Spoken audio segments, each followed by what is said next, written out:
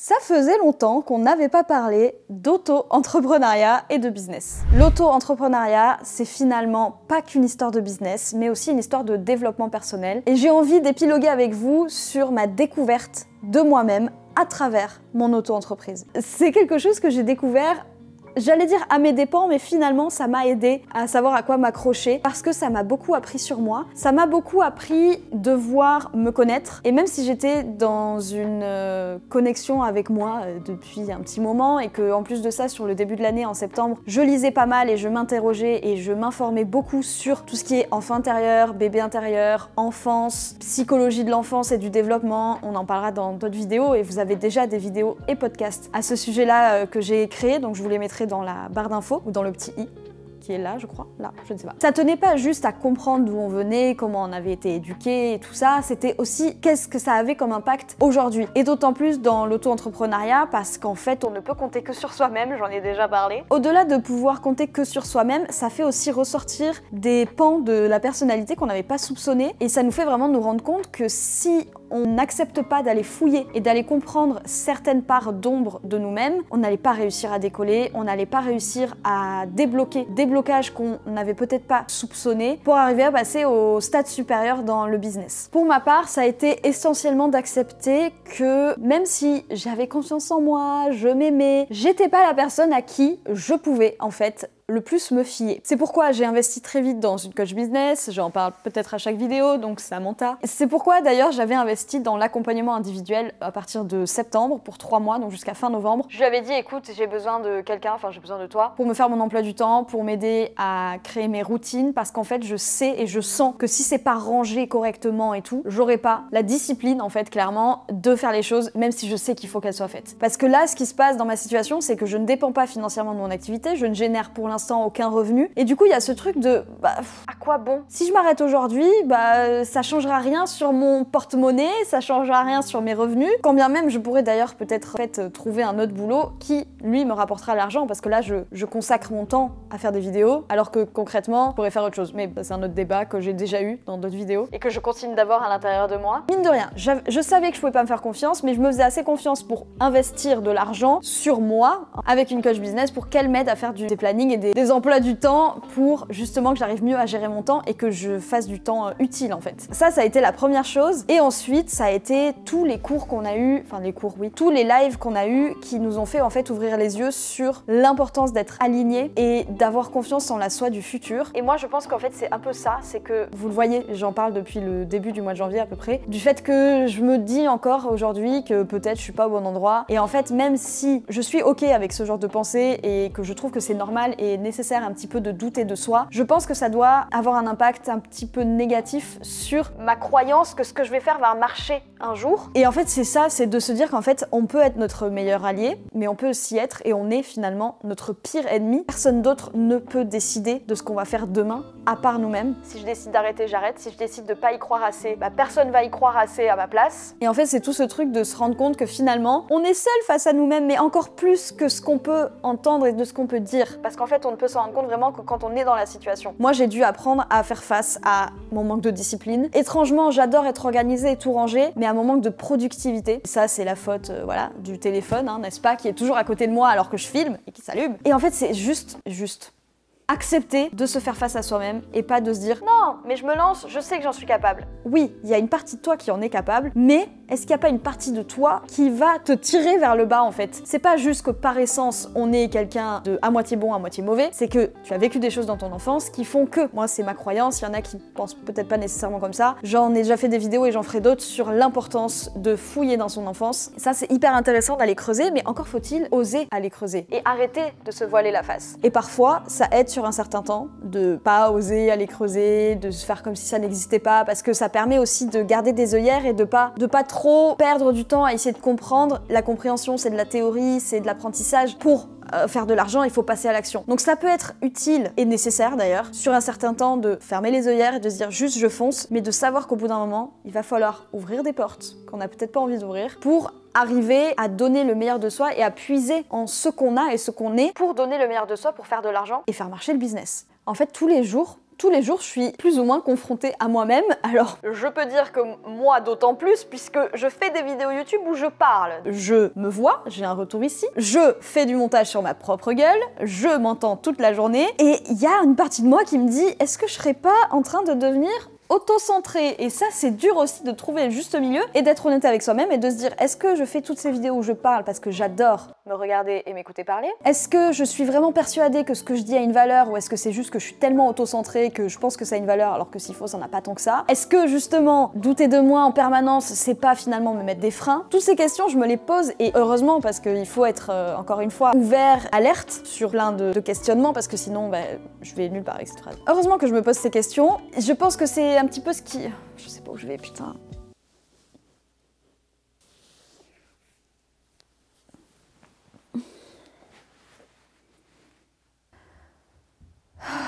Je sais pas ce que j'aurais laissé au montage, mais là, ce qui est en train de se passer, c'est que j'avais très envie sur le papier de filmer ces vidéos, mais que je n'y arrive pas, parce que j'ai l'impression que je n'ai plus rien à dire.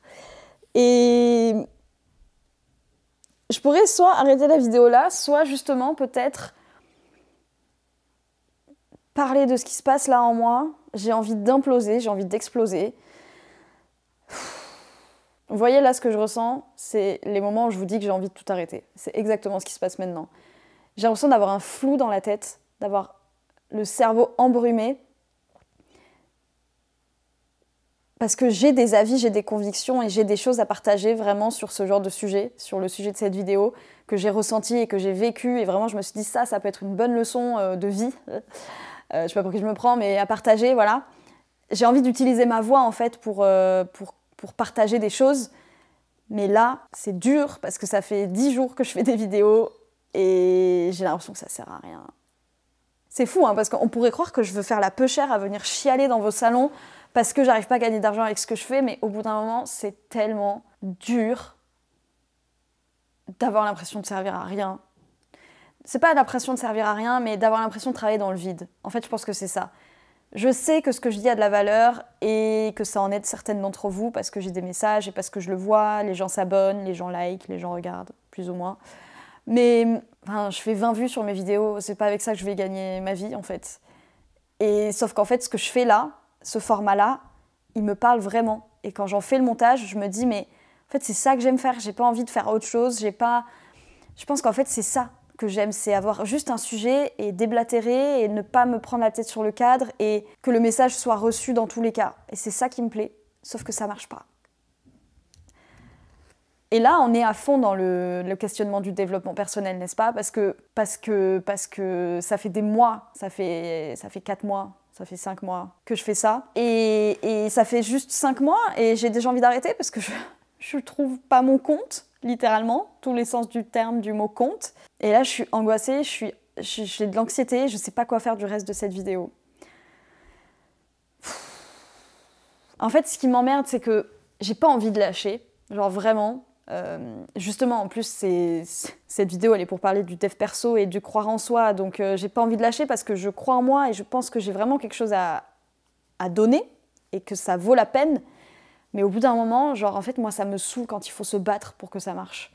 Je pense que je me suis trop battue dans ma vie, dans certaines relations, dans certaines phases, périodes ou contextes de ma vie. En fait, maintenant, j'ai plus envie que ça me prenne de l'énergie. Peut-être que c'est un petit peu trop innocent, naïf de croire que la vie peut marcher comme ça, mais je déteste le fait qu'on soit tous OK et que la société soit OK avec le fait que les choses soient compliquées et que ce soit normal que ce soit compliqué. J'ai pas envie que les choses soient compliquées. Je veux que ce soit simple. Les relations amicales, les relations amoureuses, le travail. Je veux pas avoir de l'anxiété, je veux pas me poser des questions tout le temps. Et oui, ok, c'est bien de se poser des questions parce que ça veut dire qu'on est chaque fois sans cesse dans le questionnement de soi, le retour sur soi. Oui, c'est important et c'est bien, mais vas-y, ça prend de l'énergie. Et là, je crois que j'en ai marre de donner de l'énergie. J'en ai marre que ça me puise, j'en ai marre de pas trop avoir envie de tourner, j'en ai marre de poster des vidéos pour que 30 personnes les regardent et que je gagne 2 centimes par vidéo ou par jour, que sais-je. Là, vous voyez, 56,93 €. Bon, là, ça m'épuise, j'ai pas... Je sais pas.